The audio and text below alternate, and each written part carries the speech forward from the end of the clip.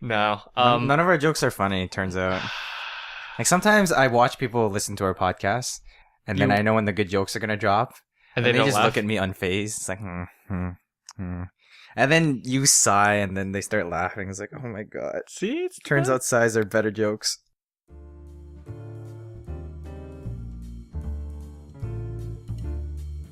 This is the Neighbors IRL podcast, a weekly challenge podcast hosted by Eddie Sang and Daryl Lee. This week's challenge: count our calories.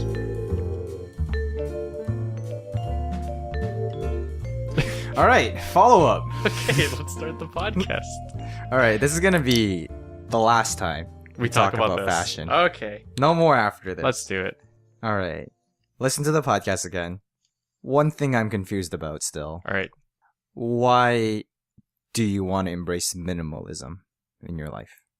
What does minimalism mean to you? So, I've just been thinking a lot about consumeristic society as a whole. Like, if you think about stock markets and trends of things, the driving factor always seems to be more and more and more and more. So if you're looking at the stock markets, it doesn't matter if it goes a straight line across from 2017 to 2018. The only thing that matters is if it goes up. But it just seems that that's the case with almost anything in life. That's the definition of growth. So You gotta have growth in the market, right? when you want to work at your job, it's like, oh, every single year I want to make more. And when you're charging for products every single year, you got to deliver more and more to the to the shareholders of the company and all that stuff. So I think minimalism represents at least a personal type of satisfaction with the world, at least in regards to objects. And while I don't believe I'll achieve this goal till later in life, but I think there will be a point in time where I will want to try to be minimalistic with the things that I do have and will encounter. I just want to be at peace, like I don't want to keep on fighting the urge to obtain new things. Like I want to be happy. And I think the drive and the influence to get new things makes people unhappy. For example, I think as we've stated this before, people who spend thousands and thousands and thousands of dollars on fashion, I'm not just trying to hate fashion, but I think that's what it really links to. And for me personally, in terms of a large part of my future quest for minimalism, but it just seems that this person that spends all these thousands of dollars is never satisfied, never happy with what they do have. And I think minimalism represents a line in the sand or a guidance that sort of trends toward happiness as an end goal, or at least, satisfaction as an end goal, rather than, consistently consuming resources and to achieve that goal. Is that crazy? No, makes a lot of sense. It's just I think a future phase in my life that I will eventually endeavor on. Why not start now? Why not start now? It's because I'm not my own master yet. I still live in my parents' house. I still depend on people. I still do things like that. I feel like if I were to introduce minimalism right now in my life, it'd be too much of a conflict on many levels. Like on a personal level, where I'm young and I just want to go out and consume the world and set the world on fire, to my relationship with people and how I bond with people, to consume things that are made from other people, foods and drinks, my collection hobbies right now. I feel like I need to get past that point before I can truly get to that point. Like I want to align my goals and my beliefs and my actions all together first. And I don't think that's going to happen until maybe potentially 10 years from now. With minimalism being the end goal. With minimalism being a vehicle.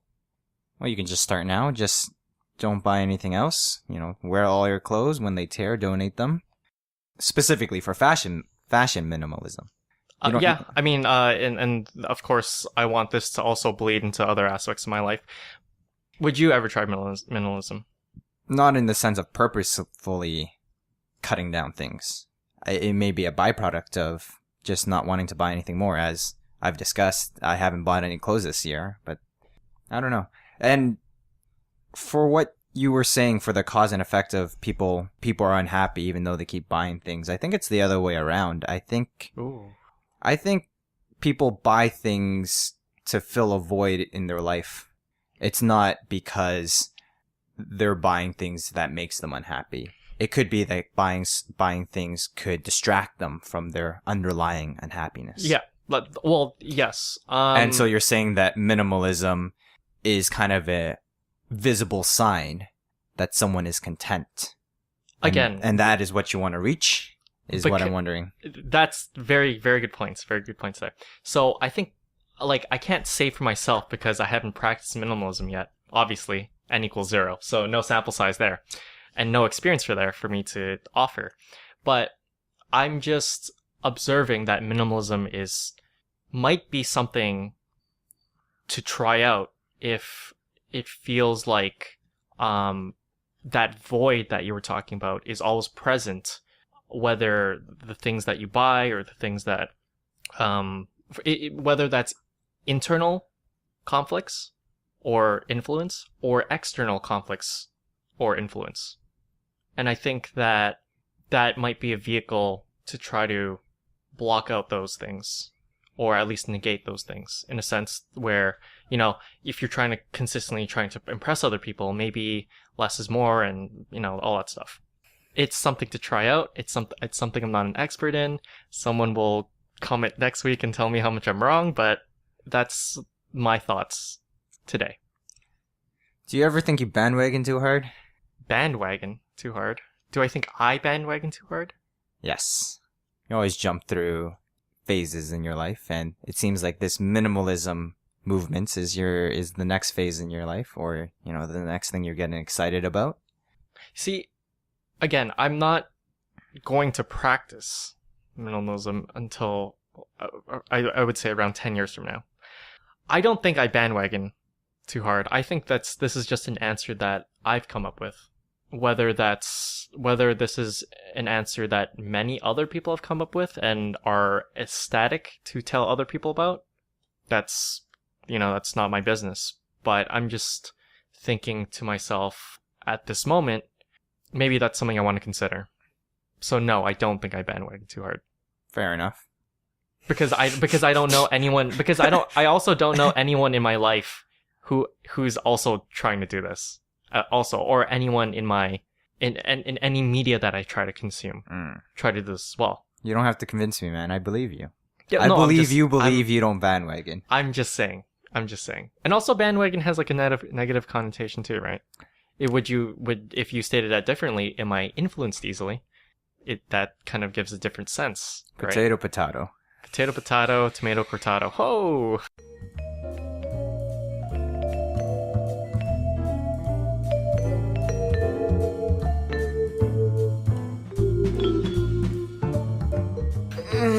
Okay. Last time we talked about this, any final words on fashion? Listen, I'm satisfied with my thoughts. I'm at peace with fashion. Until next week. No. I realize why I was utterly confused about fashion. Why? Okay, and tell me why. I've came to the realization after talking to a fashion expert. All right. Of what viewpoint I was lacking. I was extremely confused about all this streetwear, all these high-end brands, all these flary, loud fashion brands. Why, it just seems like everyone's bought into this thing that I don't understand. And everyone's using it as a vehicle to express themselves, which I don't do. To me, fashion is just, do I look middle of the road, and does my clothes fit? Okay. And is the fashion cheap? That's the cheapest, or excuse me, that's what is most important to me for my fashion sense. Right. And the missing puzzle piece was, fashion is art. Whoa. Okay. And I just don't understand this art form. Just like people have wild taste in musics, and it's their personality, it's part of them. And there's bandwagons for fashion, and there's bandwagons for music as well. Like the top 40 hits, everyone can get on board because it's bland, or it's not offensive, it's poppy, it's catchy. And like people who are really into music hate that because they're working so hard on their style and their hard work and technicality. But like some bland piece of work outshadows them. Same as fashion. People are really passionate about their certain lines of fashion and their certain technical pieces that are like maybe extremely hard to produce or whatever, but like Old Navy or Zara wins out and that really pisses them off. And I never understood, like, why do people care? Why do people express themselves through this? Why is everyone bought into this thing? Fashion is art. Fashion is art. That's a revelation, man. And just like I think certain music or certain paintings are overvalued. Like, who cares about a Stradivarius violin that's worth $15 million? And who cares about the Mona Lisa worth however millions of dollars? But who cares about a Burberry wallet being worth $250 or a Burberry scarf worth $550? Except for people who are into it. And if you're not into that certain art form or that certain stream of art, then you're just not going to get it. And I think that is what I did not get up until yesterday. So you get it. You get it that you don't get it. I get that I will never get it. Or currently never get it. That is all. Fashion is art. That was a great exposition. Thank you, Daryl. Thank you for your revelation and your realization. One last thought. Okay. I don't think my fashion sense is going to change from now on. I am perfectly content with, I wouldn't describe it as a minimalist fashion sense, but just middle of the road. I think. Do you think? I think you think one, my fashion sense is going to change, and two, is your fashion sense going to change or evolve anymore? I disagree with the fact that you think your fashion sense won't change, because I think I said from last week. I think that a part of fashion is also delivering signals that sends a particular message. So that's sort of more your camp, where you're less art and more signal. So when the standard fashion of the middle of the road man changes, I think your fashion will change as well, only to represent that you're a middle of the road man and that you're average, because that's what you're trying to achieve. I don't think that's what I'm trying to achieve. I think it's just the lack of care that I have for fashion results in middle of the road fashion. But then you're proving my point here. If I'm always going to be middle of the road, then my fashion sense isn't going to change anymore. Like, I think my fashion story evolved from, like, really weird graphic tees and like really large clothes in high school. Then I realized, okay, well, this is kind of dumb. All that matters is that your clothes fit and that they just look non-offensive. And that's all I'm trying to achieve. I really don't understand expressing myself through my clothes, and I don't think I ever will. So if there's no more like brand signalings, I don't buy into brands at all for fashion. If there's no more of that, then what is there to change for me? See, standard fashion changes as well. And I think your fashion will actually change to match that, only because those are the signals that you want to give off to someone. So, for example, let's just contrast. Today, you might have a black fitted V-neck and skinny jeans, whereas before you might have a black crew neck t-shirt and baggy jeans. What I'm trying to say is, I disagree with what you quote as a lack of care for fashion, and my prediction is your fashion will change to match whatever standard era fashion will be. I think you're just getting the words mixed up here. I agree with you. I will match the standard era fashion, but that's not changing my fashion sense, or that's not changing my fashion mission. So, like, dad fashion, I'm embracing it 100%. As long, important is, it just fits to me. Will standard fashion ever have an end goal? Because if standard fashion reaches an end goal, then you would never have to change.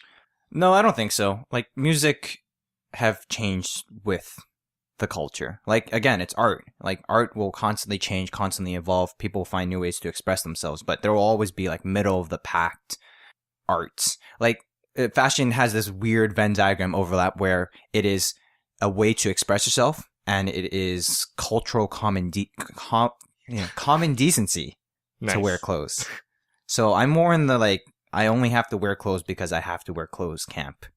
And, I'm not going to go out of my way to listen to the new whatever indie cover band that you're really into, or I'm not going to be bought into some overhyped top 40 or whatever music.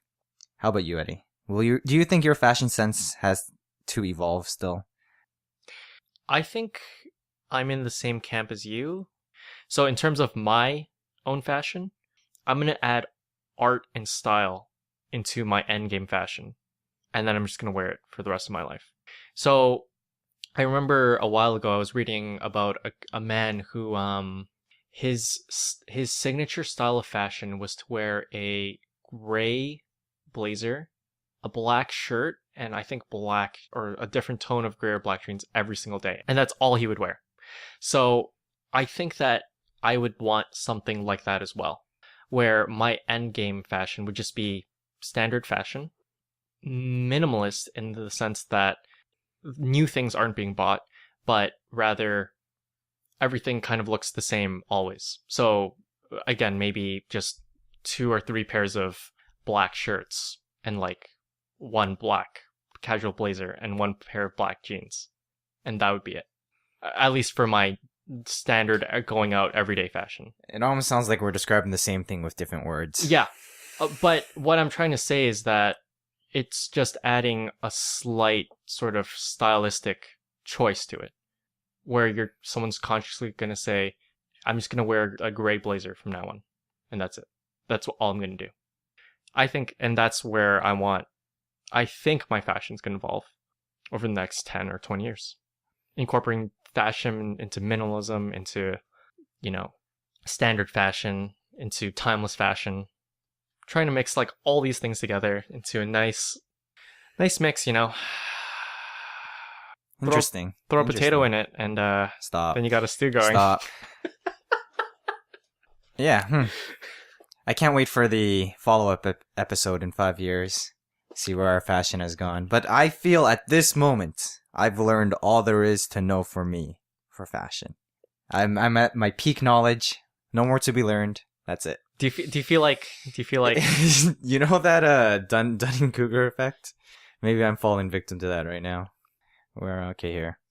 Wikipedia. In the field of psychology, the Dunning-Kruger effect is the cognitive bias where a person of low ability suffers from illusory superiority, mistakenly assessing their cognitive ability as greater than it is. Basically, if you're very low skilled in a field, you'll feel like you're very high skilled because you have no idea how much you don't know. Maybe we're falling for that. Maybe I'm the best in fashion.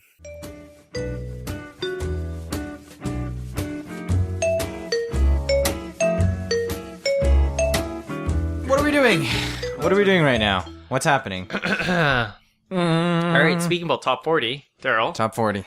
Top 5. What is your choice in getting the beats of these top 40 songs to your eardrums? I have a 2-year subscription to Spotify for free from Fido.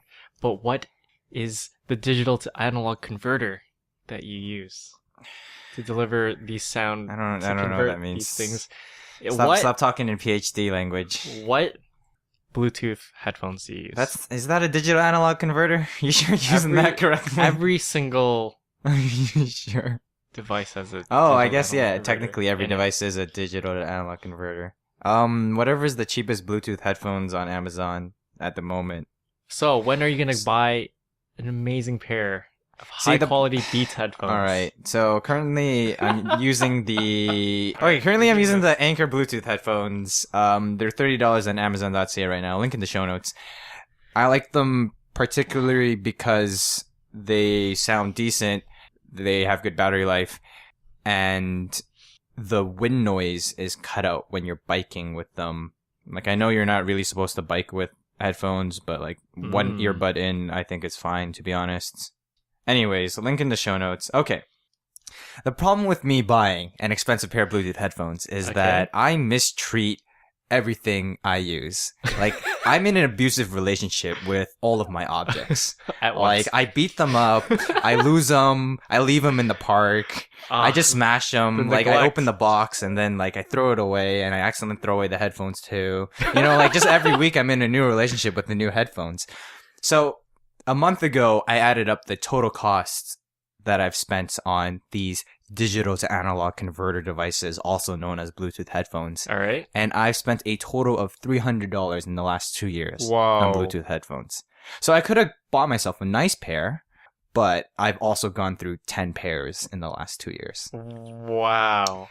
Yep, life is hard when you're constantly in abusive relationships. Turns out, I think you almost average like one pair of Bluetooth headphones for every like 2 months or 2.5 months. yeah, pretty much. The current pair I have right now have lasted 6 months so far. So it's a pretty good relationship. It's an so far. outlier. Yeah, it's an outlier, but like I either smash them or lose them, or yeah, it's unfortunate. So I don't think I can ever buy myself nice things. But that if aren't you buy completely yourself durable. something nice, maybe you might take No, care of it a I've little bit tried better. that experiment before. It just clearly doesn't work. Doesn't work. I either lose the phone while skiing, or smash it, or drop it, or break it.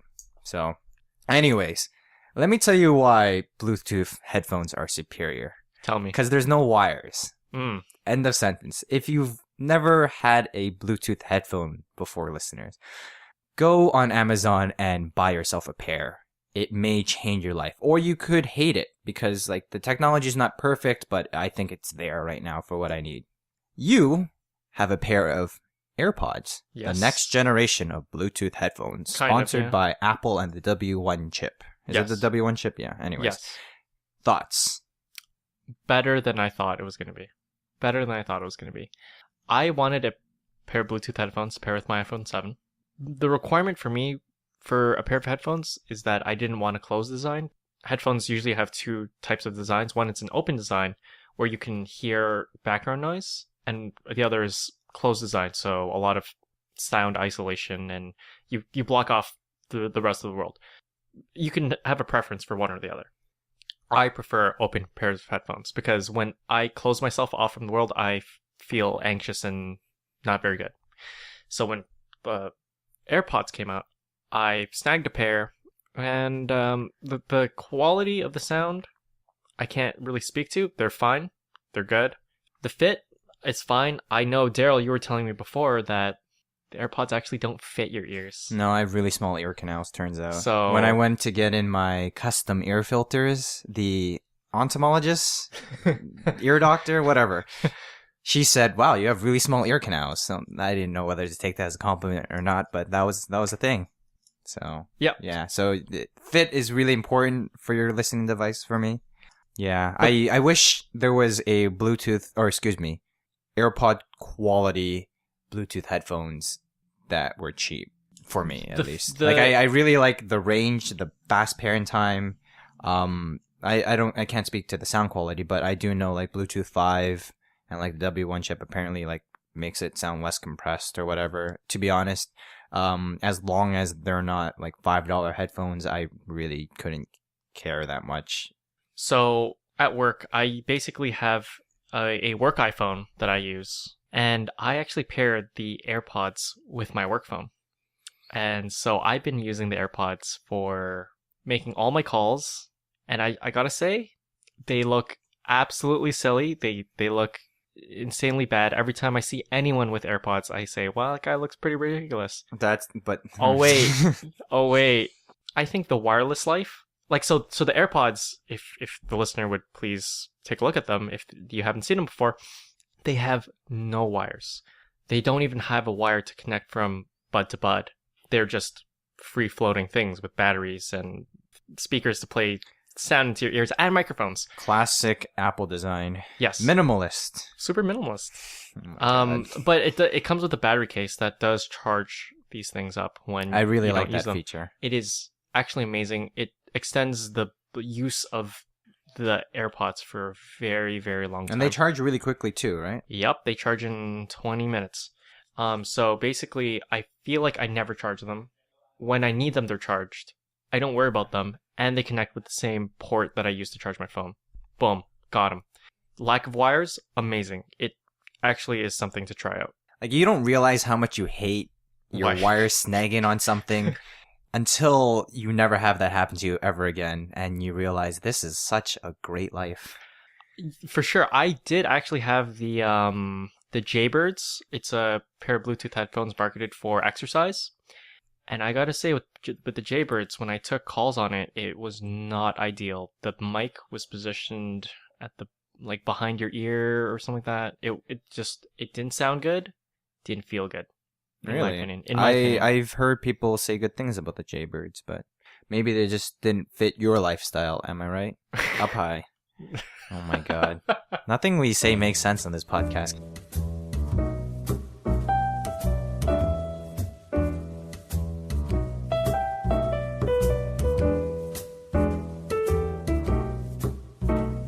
One last thing I want to talk about for this topic.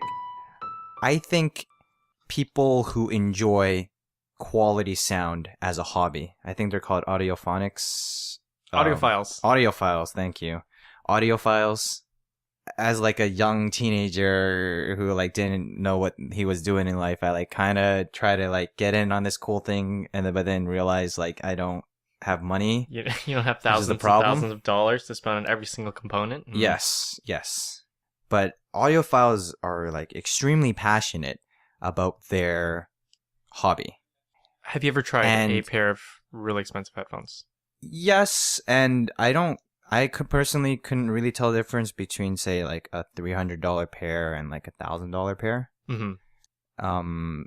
I think some of it, again, may be that expectation versus reality thing where when you're listening to a $1,000 pair of headphones by Sennheiser, you just think, wow, it has to be good. I mean, it's getting into that 40,000 hertz range that the human ear can't even hear.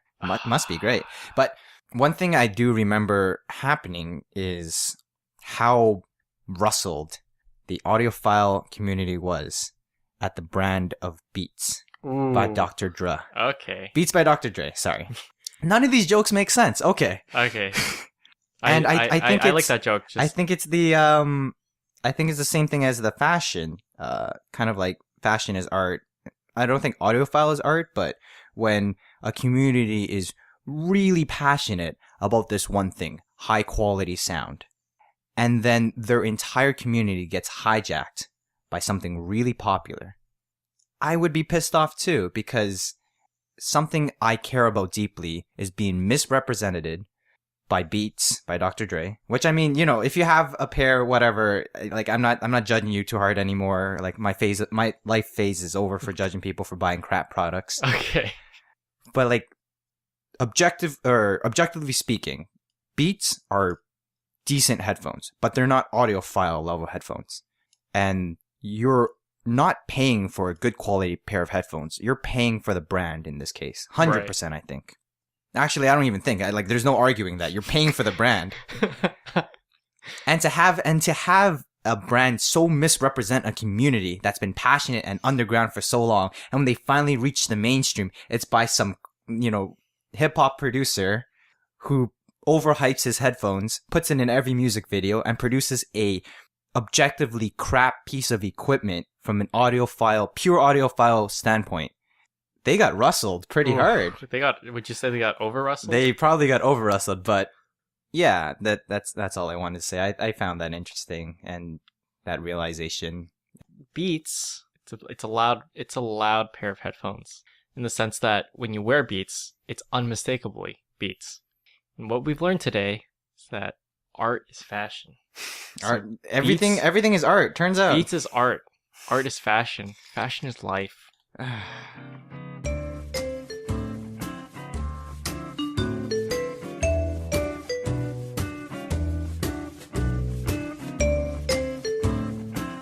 Well, I mean, we've already just been talking for an hour, so... This is going to be fun to cut. Challenge. Challenge. So this week's challenge was to count our calories. Daryl, which app did you use and how'd you do? Why do I have to go first? Because you go first. Because you're the Listen, I just did an entire soliloquy about Beats by Dr. Dre, so please, tell me about your health adventures. Okay, so this week I That easy, eh? This week I used an app called My Net's Diary, and it seems to be completely overpowered for what I wanted. It tried to calculate the steps I was using and wanted my location data, the things I ate, like exercise. It did it all. And it wanted to integrate with my health app on my iPhone. I was like, no, I don't want to give you my data. You have a health app on your iPhone? I think it comes standard, but I don't use it. How did you come upon this application? I just searched for the first one that it came up on Apple, and I was like, I thought you do the thing where you go to like Reddit, counting calories, and then the first result will have a subreddit. You know, Look at that. I feel like I've learned this lesson a few podcasts ago where I should just go on Reddit, but I didn't do that. Well, I'll put a link to the first thing I found. All right, keep going. In any Sorry case, for distracting you. No, it's good. It's good. That was a very good question. It was just weird trying to calculate the calories from foods that I didn't know how to ping them. Like, for example, home cooking. A lot of home cooking has like weird amount of names for the foods, and I found that part of the challenge difficult. The app that I used actually had a great database on at least the main types of foods that many people eat, and I thought it was at least a nice thing to do to try to calculate how many calories that you're eating on a daily basis, if not for any specific purpose, but at least I would have a baseline of 1 week in saying, here's how I ate. And if I want to change my health goals, in any particular way that I want, I just have to revise my plan and just take a look at the things I eat and just change the things day to day, follow the plan, follow the system, and then obtain my goal. You're such a systems guy. Well, I'm just saying how I would do it. So this application sounds pretty powerful. Do you have some data, some numbers, some graphs for me, for the listeners? Let me see if I can. So I want to mention that as soon as you open up the app, it actually tells you to set a goal for yourself. So what was your goal you set this week? I set the goal to be I would lose 5 pounds in 16 days. All right. That's like so aggressive. So anyways, is that even healthy? So anyways, Oh my god. So what was your total daily recommended calorie intake, whatever? Okay, here. So here's a analysis. Let's do the analysis for Sunday. Okay, so here's what it gives you. It says bottom line. Your target of losing remaining 5 pounds in 12 days requires losing 1,458 calories from your personalized DRI, 2,422 calories on July 2nd, 2017. You consumed 2,541 calories. Jesus Christ. To stay on target, you could exercise more by 1,577 calories. That is not a At this rate, you will small be amount of gaining exercise. a third ounce daily or 3/4 ounce week. What is this dirty imperial units I'm hearing right now? I know. What's happening? Anyways, so it also gives you a highlights of the day. Day highlights. Outstanding. 9 grams of saturated fat provided 3% of calories, less than 10% of daily calories, reducing the risk of heart disease. And then it says wonderful. 2 grams of trans fat is less than 1% of calories, reducing the risk of heart disease. Sodium. 1,847 milligrams, staying within the 2,300 milligram goal you set for yourself. I'm not sure if I set that for myself, but I don't know. Why weren't we taught this stuff in school, man? I feel like this is a pretty important stuff. I don't even know what half the words you just said, man. I don't know, man. Right? It's just, I think the body is a pretty important thing to take care of. Why don't we learn how to do that whilst we're in school? Turns out. Let me tell you about my journey. It always has to be a journey, right? You can't just tell investor stories anymore. You got to tell them a journey. Well, anyways, while you're bringing up my journey, I just want to say that my journey has been very positive. My app seems to be cheering me on a lot. Positive reinforcement, turns out. To use the app more. Okay. How's it going, Daryl? How does the app make money? So I use S Health, which is the default fitness health application that comes on the Samsung S7. So I used to do the food tracking thing before, and I just started again this week. So, I mean, Tuesday, 1,500 calories, Wednesday, 1,800 calories, Thursday, 1,500. Like, I kept under 2,000 most of the days, except today I'm already at 1,800 calories and I haven't eaten dinner yet. I think the most important part of this is, like, the macronutrients breakdown they provide. Like, turns out I've really carb heavy since I've came back to Markham. Apparently rice is all carbs. Yep. So maybe I should, like, carbs apparently is not good for you. New studies. Who knew? Sugar's not good for you. There's a lot of sugar in stuff, man. There's a lot of sugar in drinks and stuff. And yeah, I found the same thing as you. It's really hard to quantify accurately what you're eating, like, in terms of pure calorie count. Like, if you go to a restaurant that's not giant franchises and food chains, it's like noodle soup from Oriental Rice Noodle House. How do I count this? But, like, Tim Hortons, it was easy, you know? Like, you just type in Tim's breakfast sandwich and it's there. Like, I wish it was easier for, like, the restaurants, you know? It's like breakdown, like, 200 grams of noodles. Like, I'm not gonna bring a weight scale into the restaurant and, like, here, don't put the noodles in yet. Wait, let me weigh each of the noodles. Make sure, like, I get the exact amount. So, gotta weigh them up. I mean, I think the technology or some sort of technique will get better for calorie count. And the calorie count seems like an important thing to do inherently. I've linked a Vox video on losing weight or whatever. Go watch it in the new topics. I'll put in the show notes as well. Okay.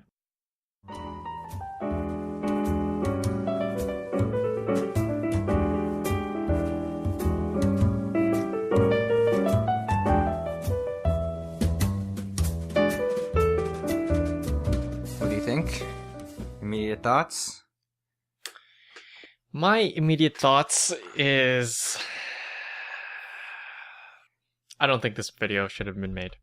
That's my immediate thought. Really? Okay, the message of the video is basically if you're trying to lose weight, you control 100% of the calories you intake, kinda. Well, you have to eat, but you still control all of that, but you only control about 30% of your calories out through exercise. I feel like there are other tangible things that are gained through exercise, energy for gains sure. and such. And in terms of getting a population that doesn't need to exercise, I think that is harder, and this just adds another layer of personal bias. Oh, I don't want to exercise. I watch this video. Great, I'm not going to exercise. I think that is much more of a problem. I can see how that can be dangerous. Than actual people who want to lose weight. I think that's more dangerous than people who want to lose weight. Because the people that want to lose weight, losing weight is a huge mental battle with exercise, energy, the foods, social, and all that stuff. That is an enormous battle itself. But for people who want to get fit, lead healthier lives, maybe just lose a little bit of weight, I think that just creates another bias, another barrier of entry for that. But whether that message is correct, yes, I do think that the science is in from the video. I do think that if the amount of fats and sugars that we eat on a normal basis isn't very good on the body's caloric. Yeah, it's outsized. It's our food environment is not as good as it should be. I don't think the video's message was, hey, 30% of calories out, you control, don't exercise. I think the message of the video was, if we're trying to do like a net humanity good gains analysis here, right, and we're trying to get everyone healthier, maybe we should divert some of the focus on exercise and shift it towards a healthier food environment. Because that is more within the control and that makes more of an impact. Whether that is the message, the video's intent or not, is not, like, I don't see that. I see that the message that people will get. Yeah, I can see how that can be misinterpreted. Which is, it's gonna be different. Humans are complicated. Humans don't see messages. They just see what they want to see. Yeah, And turns out. it's not ideal. I don't think that video should have been created. I think that Wait, no. Why would you not want more information out there? Sure, information can be misinterpreted, spun, misaligned with personal agendas, but just because a bad side effect could take place doesn't mean we should stem the flow of information. Maybe some communist manifesto would have been bad to produce 200 years ago, but ruining free speech is worse. Oh, well, it's sort of like what happened with the Boston Marathon bombing. It was a homemade bomb that was created. I don't think that we should have videos out on YouTube, viral videos that teach people how to make homemade pressure cooker bombs. But it's just information, No, right? That's pretty extreme, though. It's like, what if you get kidnapped, and what if you need this information because that's the only way you're going to get out? Like, that's something someone could say. But your example is specific instructions that have no other intent but to do harm. Whereas this video is information that may be misread by some people and that could do harm. You're comparing a difference of kind here right now. I agree with you. I agree with you. The video can be misinterpreted. And from your first impression, it seems that you may have misinterpreted, or like you can easily see how that video could have been misinterpreted. But if someone is working and putting in all their effort into trying to lose weight, and they're focusing 100% of their efforts into just exercising, and have the worst food intake, and they're not seeing any results, and they're frustrated, would this video not be the information they may need to be able to refocus and redirect some of their willpower? I agree with that situation. But if a percentage of people misinterpret or, put their own biases on this video, it's a viral video, right? So this has 4,400,000 views on it. If even a small percentage of these people that watch this video causes them to exercise less, let's just put some arbitrary numbers there, all right? So what if like a mere 10% of these people look at this and go, oh no, I don't need to exercise anymore. So what if 440,000 people decide, it's fine, I don't need to exercise anymore. All I have to do is eat less. And that shaves off, let's say, 5 years on every single person's life. Would that have been worth it, like in net societal gain? What percentage of people do you think won't misinterpret the message? I don't know. I'm just giving some arbitrary numbers. You're giving all the cons here without factoring some of the pros. I'm just saying, I think exercise has a lot of other benefits. And I'll agree with you there. And I think that discrediting those benefits to try to achieve a goal of weight loss is not worth putting out a viral video that I would say discredits, but it sort of discourages. It discourages exercise, yeah. I would say it discourages exercise in a way that I can see that people already have a bias to not do to begin with, and I don't think that's right. Yeah, I'll agree with you there. I didn't see this misinterpretation side when I first watched the video, but that was that was my first reaction. Is because I know so many people who always say to me, "Oh, I want to exercise. I want to start and blah blah blah."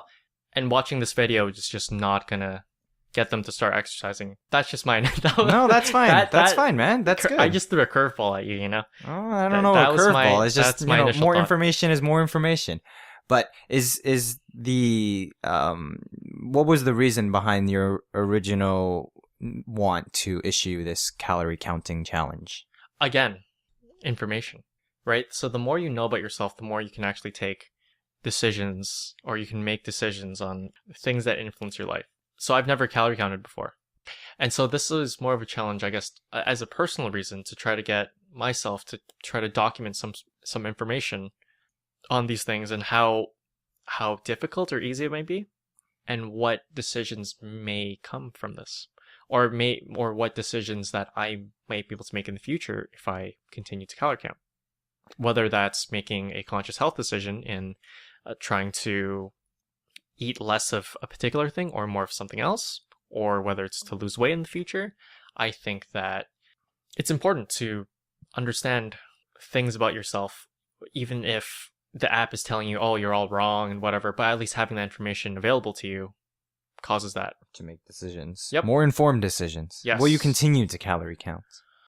It's hard. Calorie counting is hard. It's also a pain. That's what I learned. It's really a pain. It's not easy.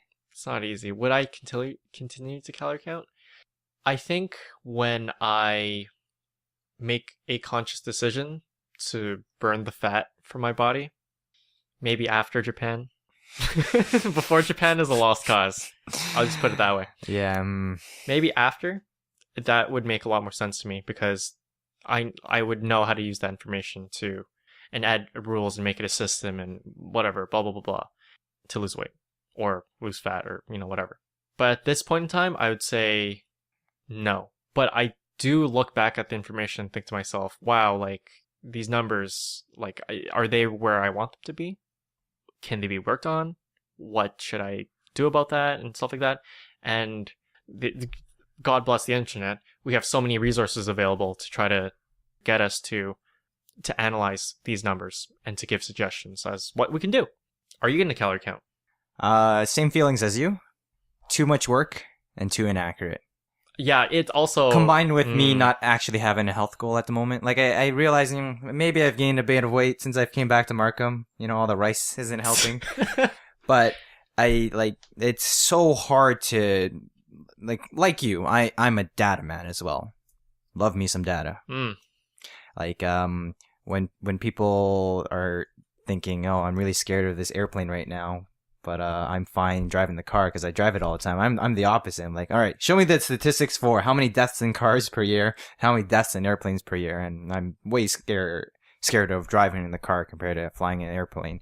Either way, I think for me to continue calorie counting, I'll either need a goal or like some sort of device that can accurately and easily do it for me. Like I can imagine in the future, there's going to be some sort of sonar scanner like attached to like a neck personal device, and it'll just scan all the food going down your throat, and it'll accurately determine the carbs, fats, sugar, sodiums that's going down your throat. It's like, now I can get a 95% accurate picture. In the future, all our food will have barcodes, and when they go down our throats, they'll be beep.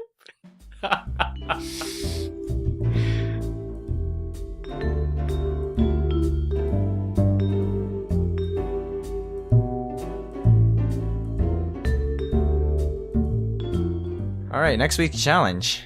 Turns out I'm going to Calgary and Eddie's going to Japan. So Great. We're going to miss a week of recording. I know how all 10 of you will miss us maybe. Probably won't even notice. Anyways, so since this is a 2-week period before we can maybe or maybe not record again. All right. This will be an extra long challenge. I'm going to give you right of refusal for these challenges. Okay, the power of veto. Great. Challenge number 1, make a travel vlog of our adventures. Oh, that's fun. So we're going to make a travel log of me going to Calgary and Eddie going to Japan. Wait, where's my right of refusal? You just said it would be a lot of fun. Yeah, but what's the other ones? I need to know. No, I promise you they're only going downhill from there. All right, let's do it. Make a travel vlog. Let's do it. Question number 2, will you edit it for me? Will I edit your travel vlog for you? No. You gotta edit yourself, man. God damn it.